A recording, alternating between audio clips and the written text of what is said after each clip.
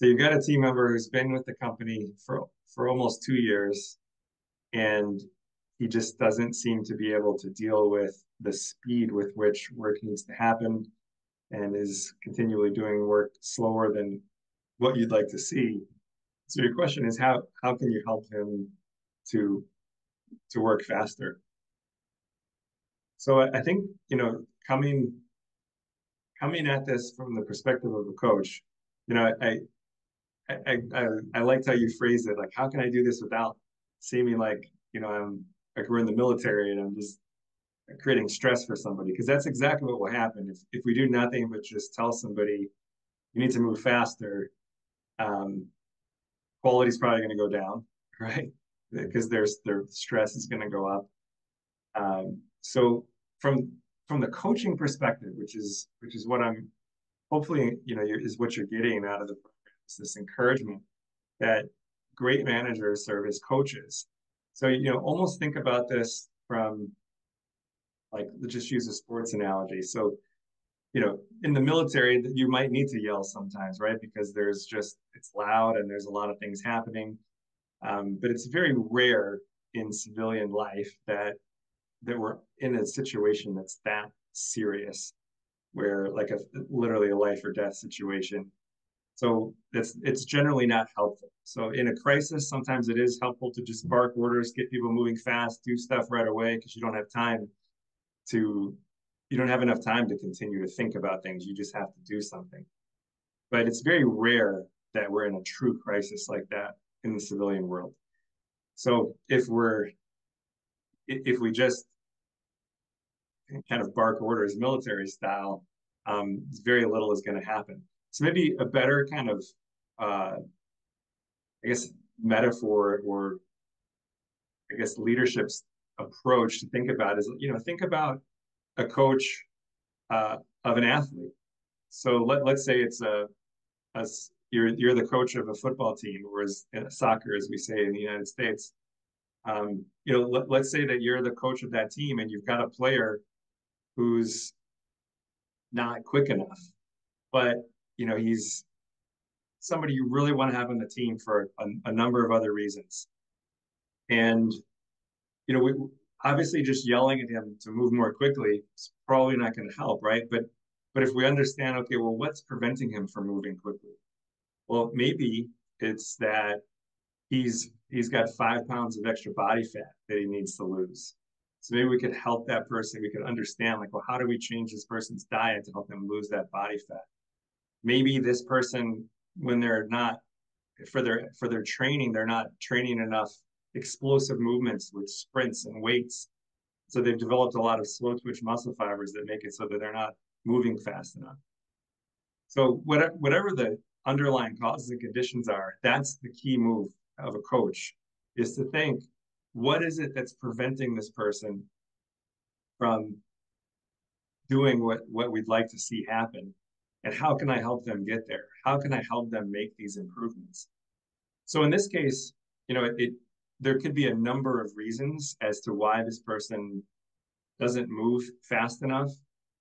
Maybe the quality of work isn't as quick or isn't as good as you'd like to see. So maybe it sounds like there's this combination of they're a little bit slow and the quality of work isn't as good as you'd like to see. So one thing to think about is just there are different people's brains work differently. Like I have a relative who's incredibly smart. The person has 2 degrees from an Ivy League university. But when he was younger, he was the slowest reader in class. And it turns out he probably almost certainly has dyslexia, but it went undiagnosed all the way through college. But he's got a double degree in mathematics, applied mathematics and economics. He works for a financial company, um, doing extremely well. And it's because people along the line realized, okay, this guy's definitely smart. There's just something going on where his brain processes information differently. So when he reads very slowly, but he can remember everything. It's like if he reads a 300-page book, he could tell you pretty much like what page any idea is on after he's done. So it could be that this person, the way that they process information is different. And that's not necessarily that's not necessarily all bad.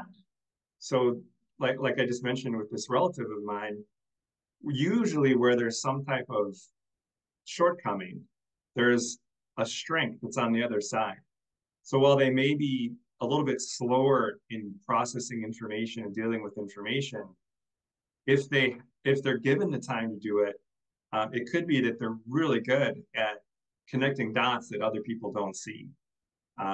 It could be that they're really good at a number of other things. So my suggestion would be, uh, first is to try to identify where this person is really strong and try to help them improve in areas where they're already strong, because people are much more likely to want to put energy into areas where they feel like they're naturally good at something or they've learned how to be good at something. I mean, you might just think about this from your personal life. Let's say that there's a sport that you're horrible at. You're not going to put a bunch of time into getting better at that sport because it's just you just kind of you've written it off in your mind like I'm never going to be great at that. But you might have another one that you're just naturally gifted at, and you're much more likely to want to put energy into that. So that would be the first thing that I would look at is kind of where is this person really strong? How can I get this person doing more of what they're really strong at? And then if you identify, well, where are the places where this person is struggling, um, to what degree is it absolutely essential that they be really good in this area? If it's okay if they just get to average, then that should be your goal really, is to try to just get this person to average in the areas where they're struggling. Um, and then try to really double down on areas where they're naturally strong, where they're naturally doing well. And then I think you'll see a lot more kind of natural engagement and desire to get better, just in general, because they're not constantly being pushed to do something that they're not naturally good at. And I'm obviously not saying that this is easy. It takes a little bit of time. You could ask team members like, hey, what do you think this person does really well? You could ask the person, what do you think this person does really well? You already know where they're weak, so you don't have to ask that. But you might want to just there are even assessments that you can take. You can ask the person to take an assessment to figure out where this person is naturally really strong, where their strengths lie. But a person will feel, if you're just constantly hearing nothing but you're not doing well enough, you're not doing well enough, it tends to demotivate people. They become less and less engaged, and then they're very unlikely to improve. But if you find areas where they're already doing well and you can help them continue to grow in those areas, give them more work that leverages what they're naturally good at, you'll see that engagement starts to improve. Motivation starts to improve.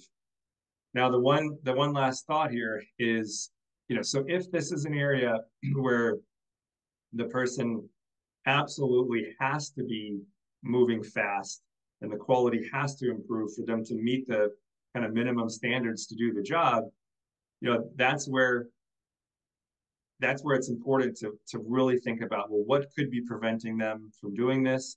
Is there any way we can help them get better? I mean, what's getting in their way?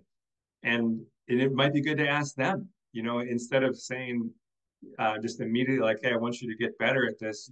The next time you have a coaching conversation, you could ask, like, hey, I've noticed that it seems like it takes you a little bit longer to do these certain tasks. Sometimes you miss some things.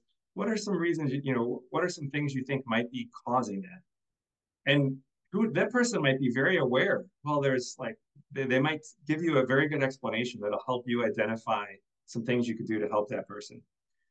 But again, unfortunately, as we've talked about in a couple different of these meetings, if it turns out that this person just is unmotivated, you've worked with them to try to help them improve. It's obvious that they don't want to improve. They're not willing to put in the work. I think that's where, you kind of have to start thinking, all right, well, maybe this person isn't in the right role. If there's not another role for them in your company, then to try to let them know that we might need to find another team for them to play on outside the company. But as you might recall, I don't know if you've heard this before, Sebastian, but we've talked a couple times about just this idea of the four pieces of paper. So, once somebody kind of reaches that point, is a very compassionate way to help them. So that's in the video archive that you guys all have a link to in case you want to check that out.